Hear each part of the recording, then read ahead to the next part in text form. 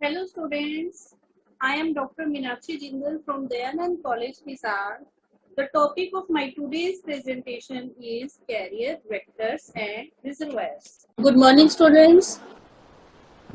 तो सबसे पहले हम कैरियर्स पढ़ेंगे। तो कैरियर्स में हमारे पास जो एग्जांपल्स आए हैं आप देखोगे टाइफाइड मेरी दिख रहा है, मॉस्किटो दिख रहा है and then here Queen Victoria with her 2 daughters Alice and Beatrix. तो सबसे पहले हम कैरियर एंड वेक्टर में डिफरेंस पढ़ रहे थे। तो कैरियर्स क्या है? These are the organism with disease agents, यानी कि इनके पास ऑलरेडी पैथोजन इनकी बॉडी के अंदर प्रेजेंट है and they can show the symptoms of the disease and can not show the symptoms of the disease. तो कोई भी पॉसिबिलिटी हो सकती है but pathogen is present in their body.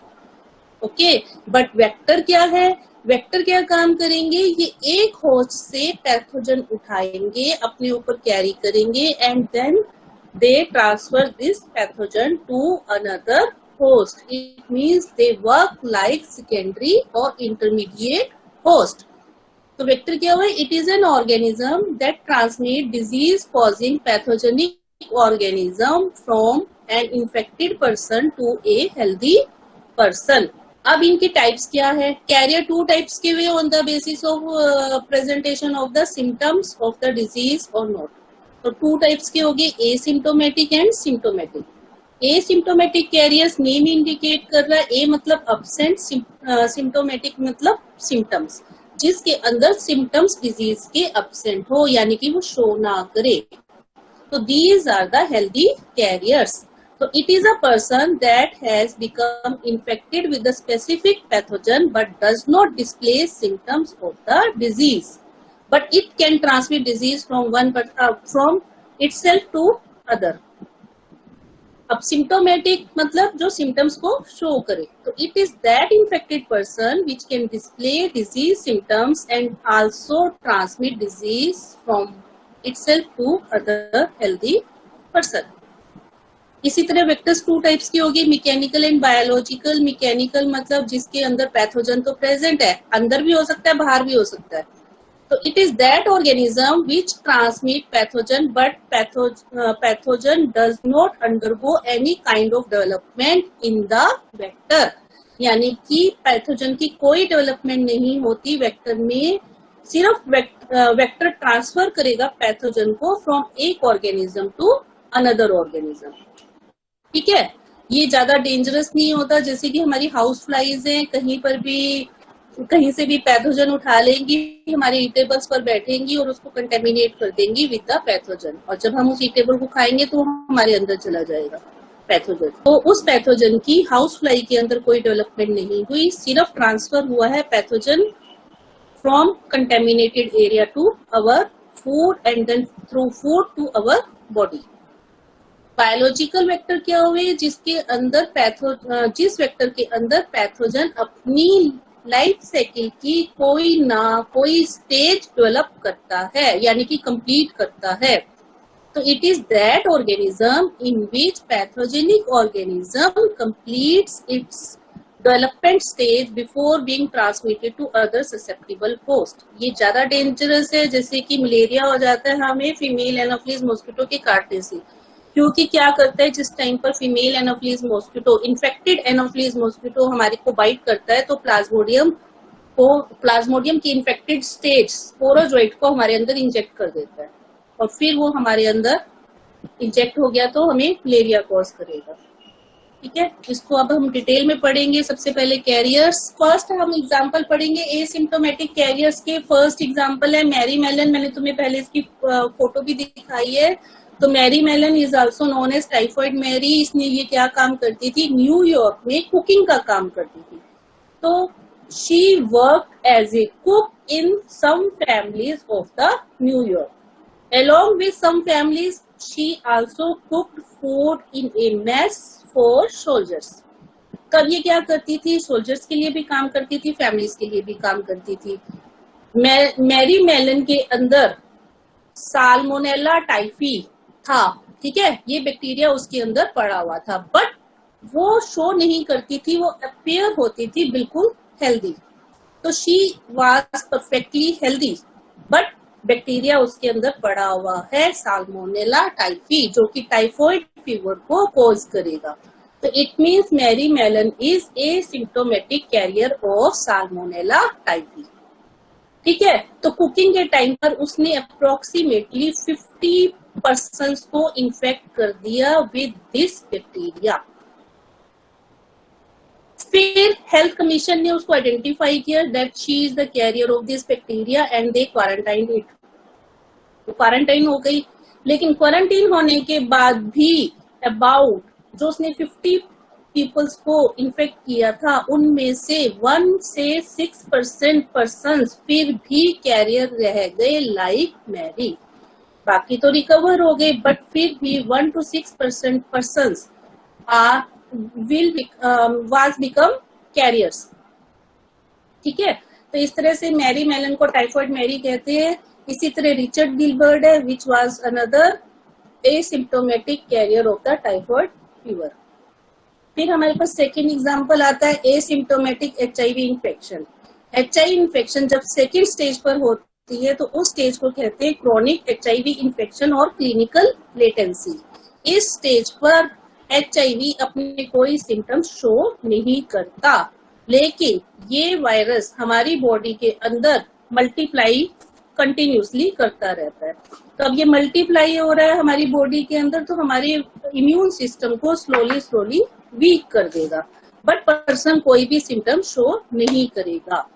ठीक है, तो it means this is asymptomatic HIV infection which is considered at the stage of second. But इस टाइम पर भी इस स्टेज के पर्सन्स डिजीज को ट्रांसफर कर सकते हैं, डिजीज को वायरस को ट्रांसफर कर सकते हैं from itself to another person. Third example हमारा आता है asymptomatic EBV, Epstein Barr virus और ह्यूमन हर्पेस वायरस 4। इसमें क्या है कि जो वायरस है ये इटसेल्फ एसिम्प्टोमेटिक है, लेकिन इसकी जो इलनेस होती है वो सिम्टम्स को शो करेगी। ठीक है, तो this virus is associated with A number of health problems. उनमें से कैंसर भी एक तरह की प्रॉब्लम है। अबाउट 95% जो हम एडल्ट्स हैं हमारी बॉडी के अंदर ऑलरेडी एंटीबॉडी प्रेजेंट है जो कि EBV वायरस से फाइट करने में हमें हेल्प करते हैं। तो इसीलिए सिर्फ 5% पर्सन ही ऐसे होते हैं जो कि इससे इफेक्टेड होते हैं और उनको हेल्थ प्रॉब्लम्स हो जाती है। अदरवाइज 95% पर्सन की इम्यूनिटी इतनी स्ट्रॉन्ग है कि उनकी बॉडी में ऑलरेडी एंटीबॉडीज प्रेजेंट है जो कि फाइट करने में हेल्प करेंगी EBV के अगेंस्ट। नेक्स्ट एग्जांपल हमारा आता है asymptomatic chlamydia. This is a sexually transmitted infection. किसी भी एज के पर्सन को इफेक्ट कर सकती है, but this is more common in womens. और अगर इस इन्फेक्शन की ट्रीटमेंट ना की जाए then it leads to pelvic inflammatory disease PID which is also asymptomatic. Then next example आता है पोलियोमाइलिटिस। क्या होता है कि बच्चों को वैक्सीन दी जाती है, polio vaccine, polio seven vaccine, तो उसकी वजह से बच्चों को प्रोटेक्शन हो जाती है पोलियो से। लेकिन क्या होता है कि कुछ को थोड़ा सा अटैक भी हो जाए तो थोड़े टाइम बाद वो रिकवर कर जाते हैं।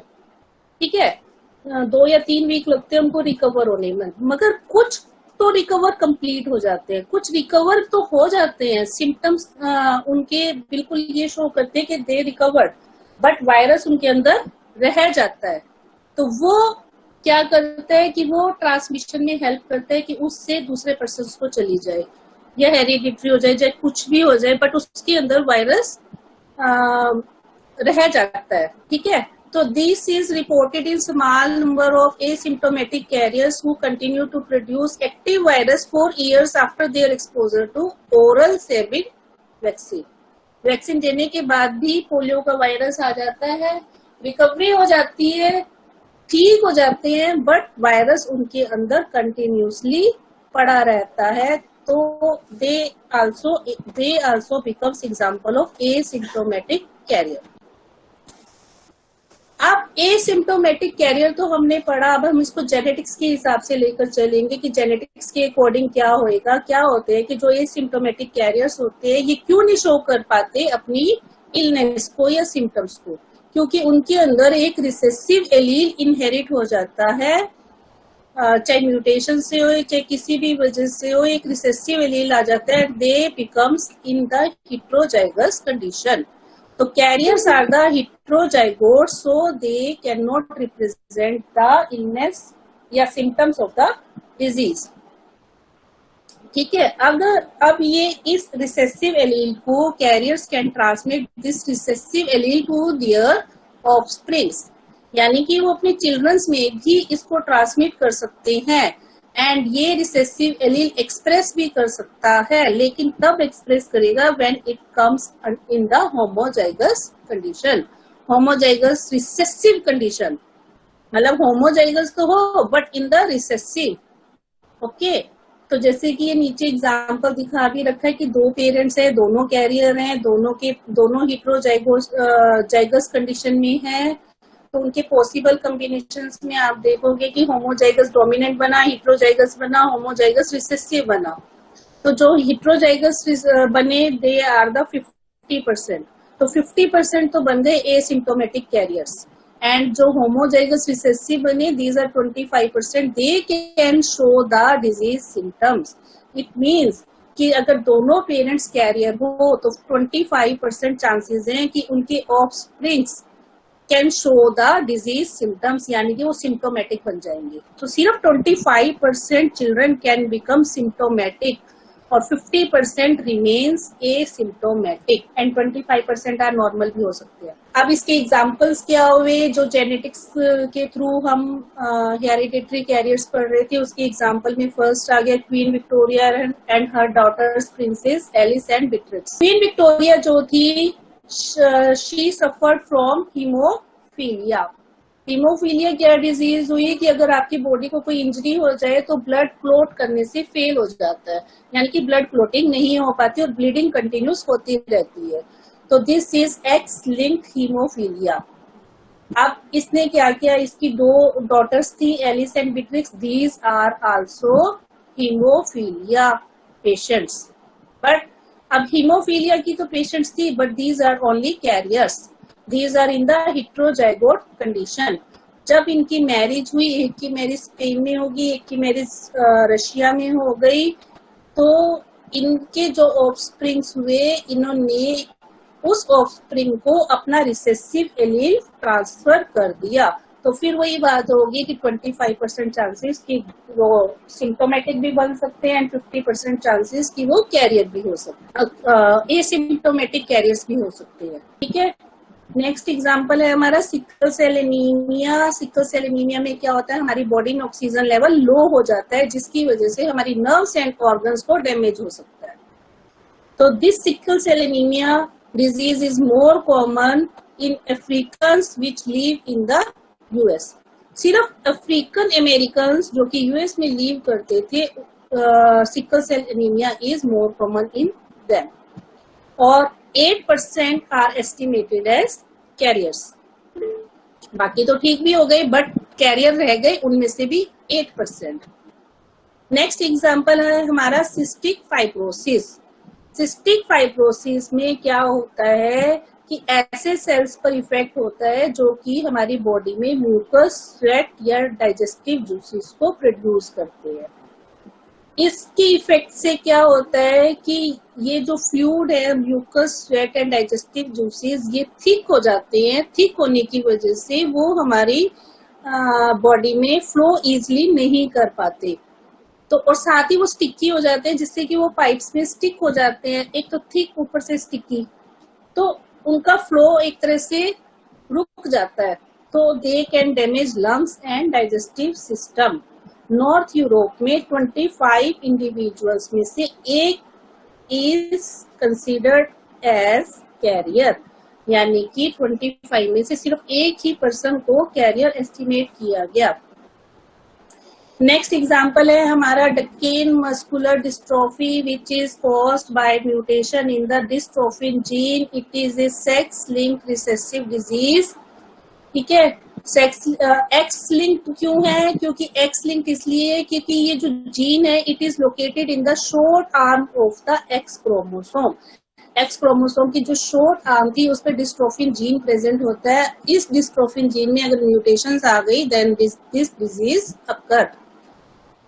डिस्ट्रोफिन जीन क्या काम करता है? ये प्रोटीन कॉम्प्लेक्स में एक इम्पोर्टेंट पार्ट प्ले करता है। ये क्या करता है? मसल फाइबर्स के चारों तरफ जो एक्स्ट्रा सेलुलर मैट्रिक्स पड़ा हुआ है उससे साइटोस्केलेटन को कनेक्ट करेगा। यानी कि मसल फाइबर के पास जो साइटोस्केलेटन है, this cytoskeleton is connected with the matrix through this dystrophin gene. ठीक है ना? और इसमें हेल्प करेगी सेल मेम्ब्रेन। क्या होएगा? मसल डिजनरेशन हो जाएगी जिसकी वजह से डेथ हो जाएगी। Males are more affected but females are the carriers of this Duchenne muscular dystrophy. Examples हैं हमारे पास। अब हम चलेंगे सिम्टोमेटिक कैरियर्स पर। सिम्टोमेटिक कैरियर्स मतलब कि भी हेल्दी जो पर्सन है वो डिजीज सिम्टम्स को शो करेगा। जो एक पर्सन है, जो इन्फेक्टेड पर्सन है, वो डिजीज सिम्टम्स को शो करेगा and it can transmit this disease to another healthy person through different ways. अब वे क्या हुए? वो 4 तरह के वेज हैं। These are the 4 ways. First is through direct और सेक्सुअल कांटेक्ट, इससे डिजीज ट्रांसमिट होएगी।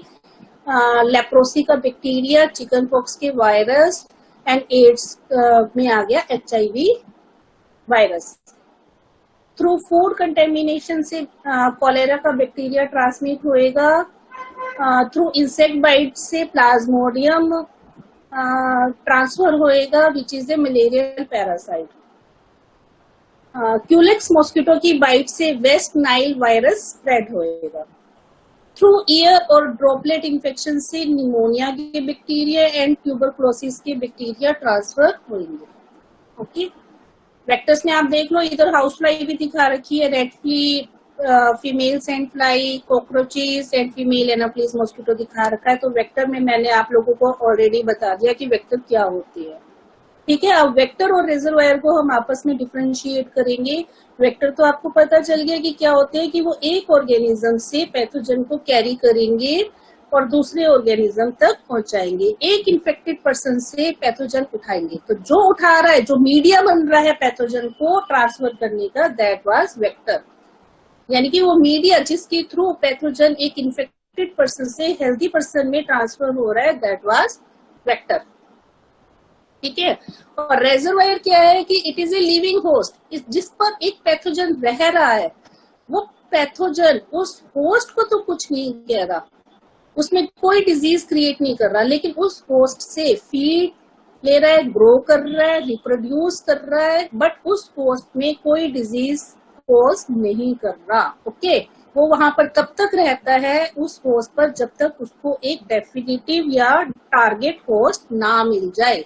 जबकि वेक्टर में क्या था कि वो मेनली क्या होता है कि उसकी बॉडी के अंदर डेवलपमेंट की एक स्टेज कवर करेगा, या नहीं भी करेगा तो इतनी जल्दी में तो वो दूसरे होस्ट तक उसको ट्रांसफर कर देगा।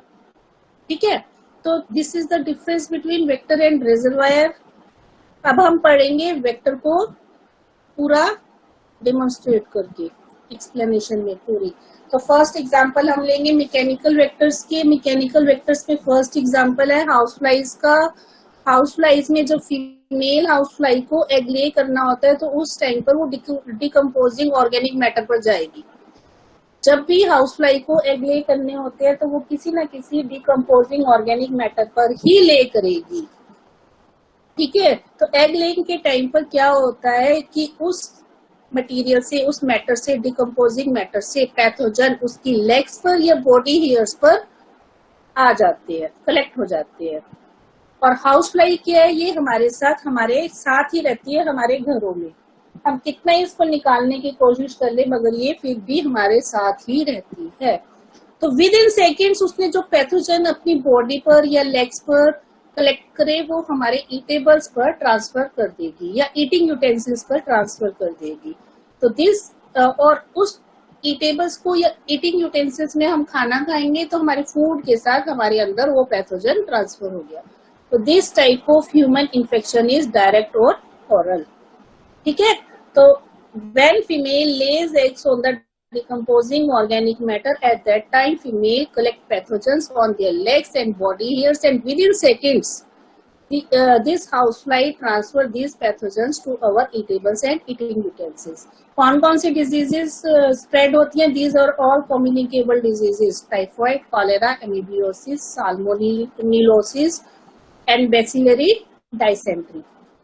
सेम इसी तरह से हम नेक्स्ट एग्जांपल पर जाएं तो कॉकरोच है। कॉकरोच सेम हाउस फ्लाई की तरह डिजीज को ट्रांसफर, पैथोजन को ट्रांसफर करता है, लेकिन एक डिफरेंस ये है कि जिस टाइम पर कॉकरोच हमारे फूड को कंटेमिनेट करता है तो उसमें एक ऑफेंसिव सी ऑर्डर आ जाती है जो हाउस फ्लाई की उसमें नहीं आती। ठीक है, तो एक डिफरेंस ये हो गया कॉकरोच और हाउस फ्लाई की पैथोजन ट्रांसफर में। सेकेंड एग्जाम्पल है, नेक्स्ट एग्जाम्पल है ब्लो फ्लाइज का। ब्लो फ्लाइज के जो लार्वी होते हैं उनको हम कहते हैं मेगोट्स। तो they act like a mechanical vector for disease myiasis, और ये डिजीज कहाँ पर कॉमन है? In the Central America and South America. Next example हमारा आ जाता है बेड बग्स का। बेड बग्स क्या करती है कि जो ह्यूमन पैथोजन है FMV, फुट मॉर्गन वायरस, उसको हेल्दी बर्ड्स में ट्रांसफर करेगा। यानी कि ये वेक्टर किसका काम करेगा? ह्यूमन पैथोजन FMV को ट्रांसफर करने का। ह्यूमन से FMV वायरस लिया और बर्ड्स में ट्रांसफर कर दिया। नेक्स्ट है हमारे बायोलॉजिकल और एक्टिव वेक्टर्स, जिसमें मेन जो हमारे हैं फीमेल मॉस्किटोज है, जिसके अंदर आ जाती है, सारे फीमेल्स होंगे, मेल्स कॉज नहीं करेंगे, male does not work as an vector. तो एनाफ्लीज आएगा सबसे पहले, जो ब्रैकेट्स में लिखा हुआ है नॉक्टर्नल दिस रिप्रेजेंट की भी रात के टाइम पर बाइट करेगा तो पैथोजन ट्रांसफर होएगा, या दिन के टाइम ट्रांसफर करेगा तो पैथोजन ट्रांसफर होएगा। ठीक है, तो एनाफ्लीज हो गया, female Anopheles mosquito nocturnal habitat में है, तो नॉक्टर्नल रात के टाइम पर बाइट करेगी, ब्लड मील लेगी तो मलेरिया कॉज करेगी, लिम्फेटिक फिलेरियोसिस कॉज करेगी। क्यूलेक्स मॉस्किटो है, रात के टाइम पर बाइट करेगा तो lymphatic filariasis and Japanese encephalitis transfer होएगी। एडिस है, दिन के टाइम पर या आफ्टरनून में बाइट करेगा तो yellow fever, dengue and chikungunya हो जाएगा। ठीक है, तो डेंगू का मच्छर हमेशा दिन के टाइम पर काटता है, रात को अगर ये काट लेगा तो पैथोजन ट्रांसफर नहीं होएगा। नेग्लिजिबल चांस है रात के टाइम पर अगर ये बाइट करता है। दिन के टाइम पर बाइट करेगा only then pathogen is transferred. Pathogen है, अगर एडिस मॉस्किटो काट रहा है और ये दिन के टाइम पर डेंगू फैला रहा है तो इसका मतलब ये हुआ कि जो पैथोजन इन्फेक्टिव स्टेज हमारी बॉडी के अंदर है वो उस टाइम पर सुपरफिशियल होती है, यानी कि जो हमारा ब्लड, हमारी स्किन सुपरफिशियल है, हमारी स्किन में ऊपर की तरफ भी तो ब्लड फ्लो कर रहा है, एक डीपली फ्लो कर रहा है, एक सुपरफिशियल फ्लो कर रहा है। तो उस टाइम पर वो पैथोजन दिन के टाइम पर सुपरफिशियल आ जाएगा, जिसकी वजह से मॉस्किटो अगर बाइट करेगा तो फटाफट से पैथोजन उसके ब्लड मिल के साथ उसके अंदर चला जाएगा। ठीक है, या फिर वो बाइट करेगा, पैथोजन अपने अंदर से हमारे अंदर पहुंचा देगा, क्योंकि डेंगू तो हमें हो रहा है ना, तो वो पैथोजन को ट्रांसफर करेगा हमारी बॉडी के अंदर। तो उसने क्या किया, दिन के टाइम पर पैथोजन हमारी बॉडी के अंदर ट्रांसफर कर दिया, लेकिन रात को क्या होएगा, डीपली हमारी बॉडी में होगा तो वो नहीं कर पाएगा। यह हमारा नेक्स्ट है मेंसोनिया, जो कि डे टाइम का है, ब्रुगेन फिलेरियोसिस को कॉज करेगा। तो अब हमने इसकी लाइफ साइकिल, क्योंकि फीमेल एनाफ्लीज मॉस्किटो के अंदर ये पैथोजन अपनी लाइफ साइकिल कंप्लीट करेगा, लाइफ साइकिल की एक स्टेज कंप्लीट करेगा। तो किस तरह से कंप्लीट करेगा इसको देखते हैं हम, जो कि कॉज करेगा मलेरिया।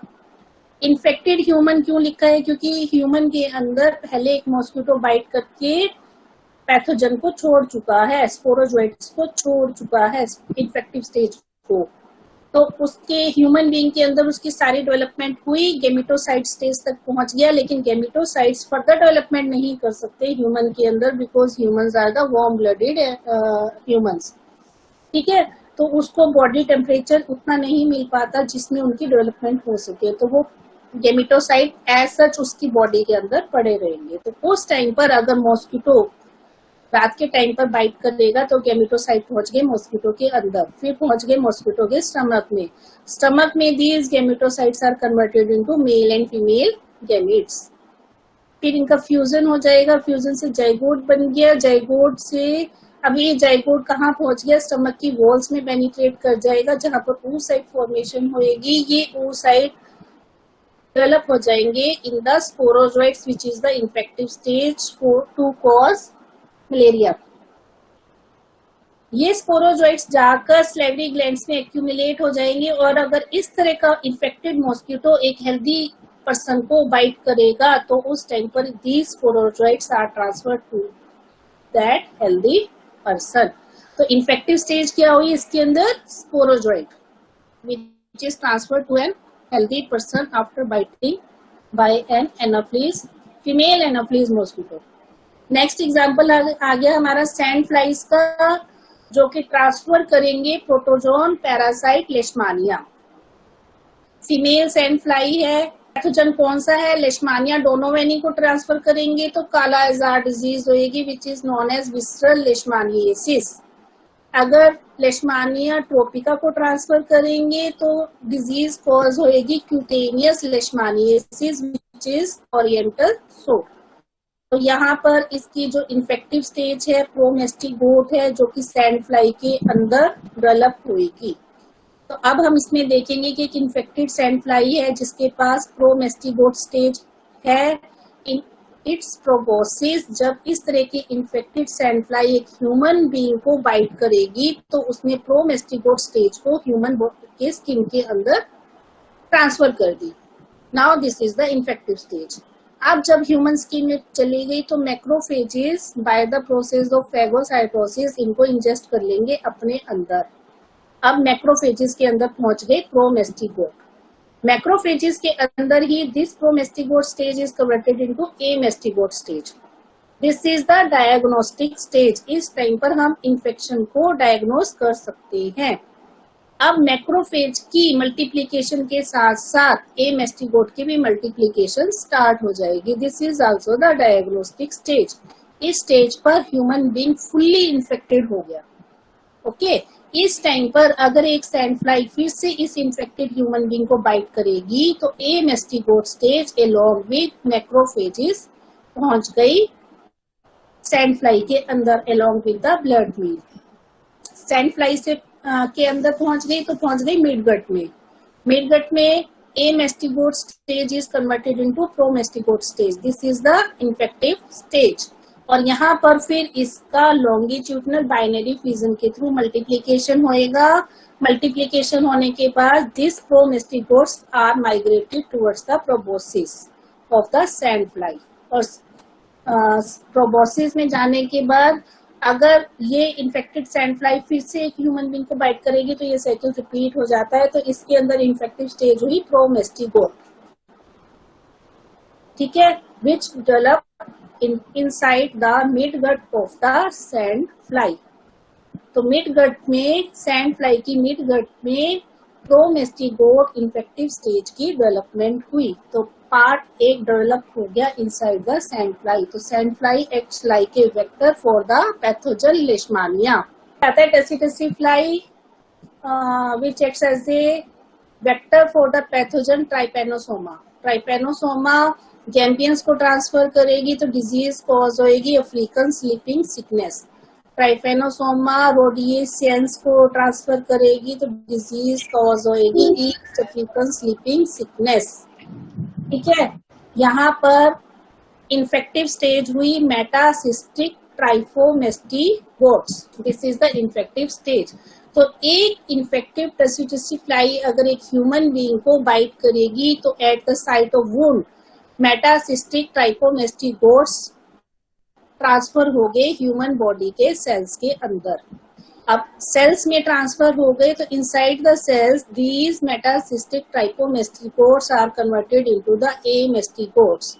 एमेस्टिगोट में कन्वर्ट होने के बाद उनका बाइनरी फिजन के थ्रू मल्टीप्लीकेशन होएगा and this amastigotes converted into the trypomastigotes. अब आप देख लो इन्फेक्टिव स्टेज थी मेटासिस्टिक ट्राइपोमेस्टिगोट्स। अब मेटासिस्टिक हट गया, ट्राइपोमेस्टिगोट्स रह गया, बीच में एमेस्टिगोट की स्टेज आ गई। This trypomastigote stage is the diagnostic stage. अब ये ट्राइकोमेस्टिगोट्स क्या करेंगे, न्यू सेल्स को इन्फेक्ट करेंगे। तो न्यू सेल्स को इन्फेक्ट करते हुए ये ट्राइकोमेस्टिगोट्स अगेन कन्वर्टेड इनटू द एमेस्टिगोट्स और फिर बाइनरी फिजन के थ्रू ट्राइकोमेस्टिगोट्स। ये तब तक इस तरह से चलता रहेगा जब तक कि वो cell that cell becomes full of trichomastigotes। जब वो सेल पूरा फुल हो जाएगा ट्राइकोमेस्टिगोट से, then that cell will burst out। जैसे ही वो बर्स्ट आउट होएगा उसके अंदर से रिलीज हो जाएंगे trypomastigotes and these trypomastigotes enter into our blood stream. अब ब्लड स्ट्रीम में आ गया, इस टाइम पर this person becomes infected. Infect होने के बाद अगर इस पर्सन को टसी फ्लाई फिर से बाइट करेगी और ब्लड मिल लेगी तो these trypomastigotes enter into the tsetse fly, उसकी मिड गट में पहुंच गए and these trichomastigotes converted into the epimastigotes। एपिमेस्टिगोट्स की मिडगट में बाइनरी फिजन हुआ, बाइनरी फिजन के थ्रू मल्टीप्लिकेशन हुआ, मल्टीप्लिकेशन होने के बाद वो हिनगट में पहुंच गई। हिनगट में these epimastigotes converted into the metacystic trichomastigotes which is the infective stage। तो आपको डायग्नोस्टिक स्टेज पता होनी चाहिए, इन्फेक्टिव स्टेज पता होनी चाहिए। डायग्नोस्टिक स्टेज ह्यूमन बीइंग में है, इन्फेक्टिव स्टेज टसी फ्लाई के अंदर है। तो आपको जितने भी आपने 3-4 जितने भी पढ़ोगे सबके अंदर डायग्नोस्टिक एंड इन्फेक्टिव स्टेज पता होनी चाहिए। 1 नंबर के क्वेश्चन में आ जाता है which is the diagnostic stage for Trypanosoma या which is the infective stage of Trypanosoma. ठीक है, नेक्स्ट है हमारा example rat fleas Xenopsylla. Xenopsylla bacteria को ट्रांसफर करेगा, यर्सीनिया पेस्टिस और डिजीज कॉज होगी बुबोनिक प्लेग। जो रेड फ्ली है क्योंकि ये एक इन्फेक्टेड रेड को बाइट करने से बैक्टीरिया, इन्फेक्टेड रेड को जब रेड फ्ली बाइट करेगी तो ये बैक्टीरिया रेड फ्ली के अंदर आ जाएगा। तो बैक्टीरिया ट्रांसफर हो गया रेड फ्ली में through from an infected rat, अंदर चला गया उसके रेड फ्ली के अंदर, मिड गट में पहुंच गया, उसकी मल्टीप्लिकेशन हुई बैक्टीरिया की और जिस टाइम पर ये रेड फ्ली अब एक हेल्दी पर्सन को बाइट करेगा तो उसने बैक्टीरिया यर्सीनिया पेस्टिस उस ह्यूमन बीइंग के अंदर ट्रांसफर कर दिया and that human being now get infected with Yersinia pestis. ठीक है, this is indirect and inoculative type of infection। other vectors जो से important vectors और वो क्या disease transfer करते हैं, ये एक टेबल है जो कि आपको 1 नंबर के क्वेश्चन में आ सकती है कि write the name of the disease which is caused by the kissing bugs। kissing bugs से होगी चेगोस डिजीज, टिक्स के थ्रू होगी टिक बोर एंड सिफेलाइटिस या फिर लाइम डिजीज, बॉडी लाउस से होएगी epidemic typhus and relapsing fever, mite से होएगी scrub typhus and scabies, cyclops से होएगी guinea worm disease and fresh water snail से होएगी schistosomiasis which is caused by the blood fluke. ठीक है, अब हम एक नया टॉपिक पढ़ेंगे रेजरवायर होस्ट। ठीक है, रेजरवायर आपको पता है एक लिविंग होस्ट है जिसके अंदर पैथोजन रहता है, फीड करता है, ग्रो करता है, रिप्रोड्यूस करता है, बट होस्ट को इटसेल्फ कोई डिजीज कॉज नहीं करता। ओके, अब सबसे पहले इसकी हम पढ़ेंगे कैरेक्टरिस्टिक्स। कैरेक्टरिस्टिक्स में कहा जाता है कि भी what is the difference between natural reservoirs and the reservoir host. Natural reservoir क्या हुआ कि एक ऑर्गेनिज्म है, उसके एक्सटर्नल एक पॉपुलेशन ऑफ ऑर्गेनिजम्स, वो एनवायरनमेंट में हो सकती है, मेनली एनवायरनमेंट में होती है नेचुरल रिजर्वायर में, जैसे कि एयर एंड वाटर है। हम कहते हैं कंटेमिनेटेड एयर है, कंटेमिनेटेड वाटर है। क्यों कंटेमिनेट हुआ? क्योंकि उस वाटर या एयर के अंदर पैथोजन प्रेजेंट है।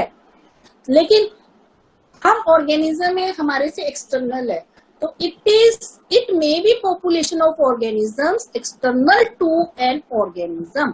हमारे से बाहर जो पॉपुलेशन ऑफ ऑर्गेनिजम्स है जो कि पैथोजेनिक है लेकिन नॉन लिविंग है। ठीक है, तो कंटेमिनेटेड एयर और water comes under this natural reservoir. और रिजर्वायर होस्ट कौन सा होगा? It is always a living organism, कोई भी प्लांट या कोई भी एनिमल। ठीक है, अब नेक्स्ट कैरेक्टरिस्टिक क्या कहती है कि अगर एक पैथोजन के रिजर्वायर होस्ट को आइडेंटिफाई कर लिया जाए तो it is very useful in treating and preventing the large outbreaks of the disease.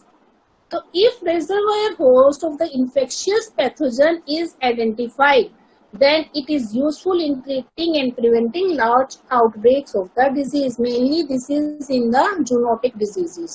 Third point है कि reservoir host में comprise one or more different species, यानी कि एक या एक से ज्यादा टाइप्स के पैथोजन भी एक ही reservoir host पर ऑक्यूपाई हो सकती है।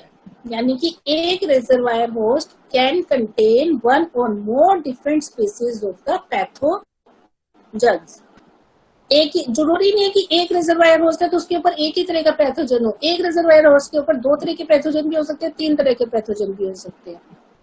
ठीक है, next is relationship between pathogen and reservoir host is more और लेस कमेंसल। कमेंसलिज्म शो करता है मेनली ये पैथोजन एंड रिजर्वायर होस्ट की जो रिलेशनशिप है, इसमें क्या होता है कमेंसलिज्म। पैथोजन क्या हुआ? स्मॉल साइज का होता है। रिजर्वायर होस्ट क्या हुआ? लार्ज साइज का हुआ, जिसमें large one is neither benefited nor harmful, not get harmed, where is the smaller one is always benefited. तो पैथोजन क्या हुआ? Smaller one. रिजर्वायर होस्ट क्या हुआ? Larger one. तो reservoir host is neither benefited nor harmed, whereas pathogen is always benefited, क्योंकि वो उसी के ऊपर ग्रो कर रहा है, उसी के ऊपर रिप्रोड्यूस कर रहा है, बट जो होस्ट है उसको कोई डिजीज कॉज नहीं हो रही, यानी कि ना तो उसको बेनिफिट हो रहा है ना उसको कोई हार्म हो रहा है।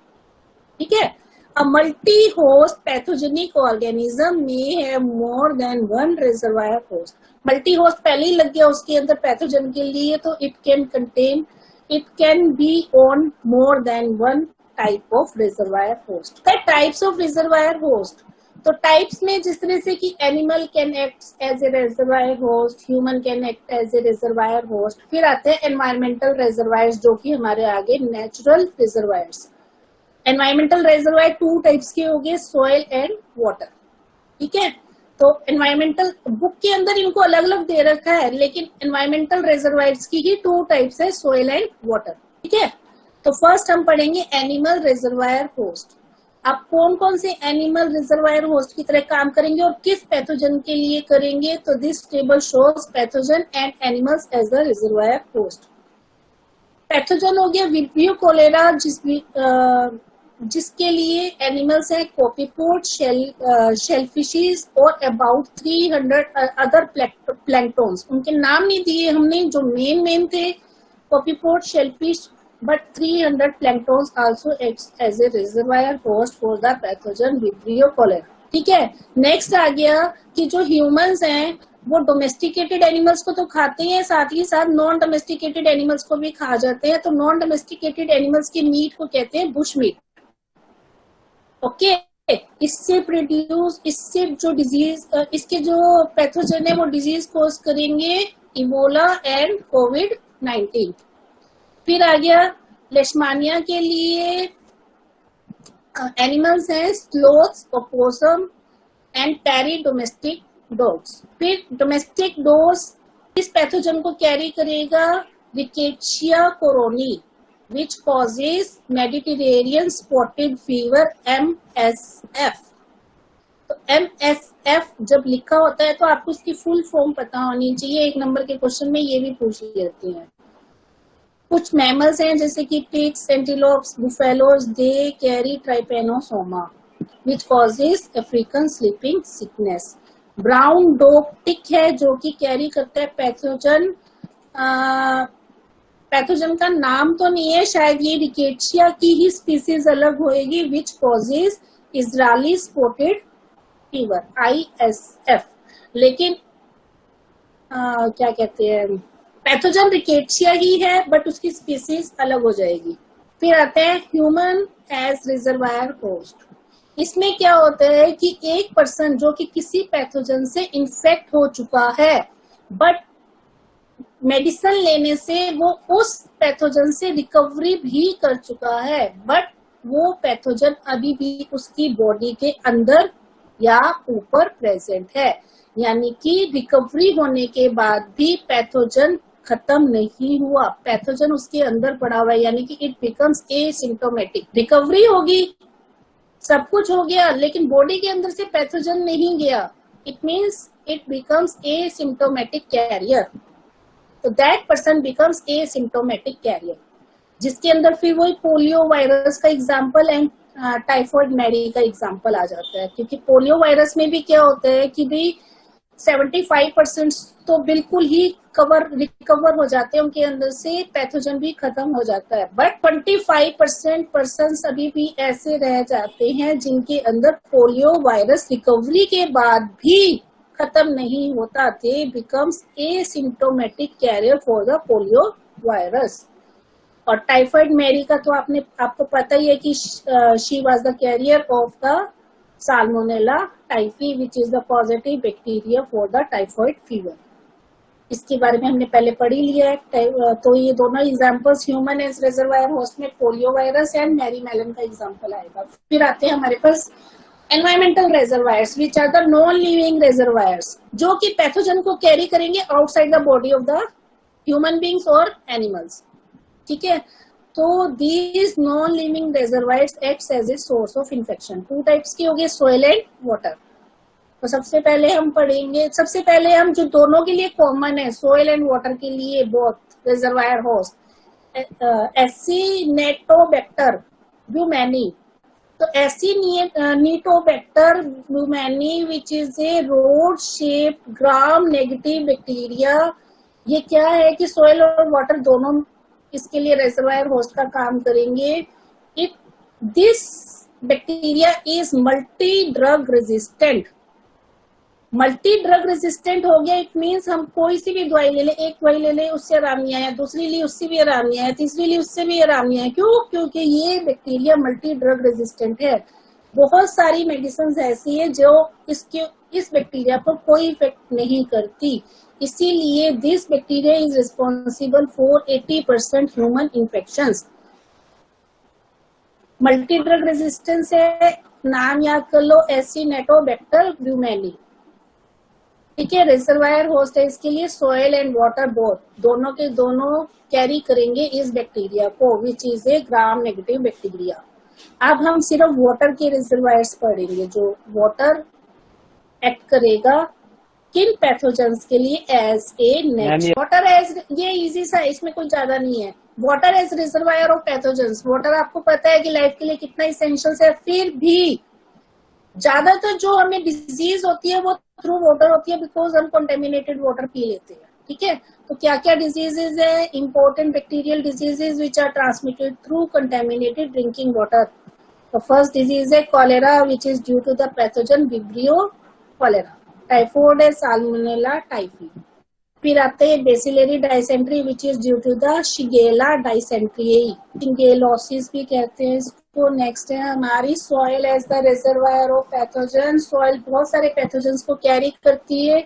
टू टाइप्स के पैथोजन होते हैं जिनको सॉइल कैरी करती है। First is opportunistic pathogens and second is obligatory pathogens. Opportunistic क्यों कहा? क्योंकि वे किसी भी ससेप्टिबल इंडिविजुअल से एडवांटेज ले लेते हैं। और ऑब्लिगेटरी में क्या होता है कि वो ह्यूमन बीइंग को इन्फेक्ट करते हैं ताकि उनकी लाइफ साइकिल उनके अंदर कंप्लीट हो सके, यानी कि वो अपनी लाइफ साइकिल को कंप्लीट करने के लिए ह्यूमन बीइंग्स को इन्फेक्ट करेंगे।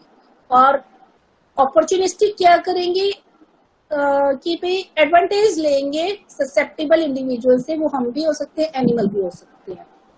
तो जो ट्रू सॉइल बोर्न पैथोजेंस है जिनको हम कहेंगे इडेफिक पैथोजेंस, पहले बैक्टीरियल टाइप के फिर फंगल टाइप के। बैक्टीरियल हुए एंथ्रेक्स और डिजीज हुई बेसिलस एंथ्रेसिस।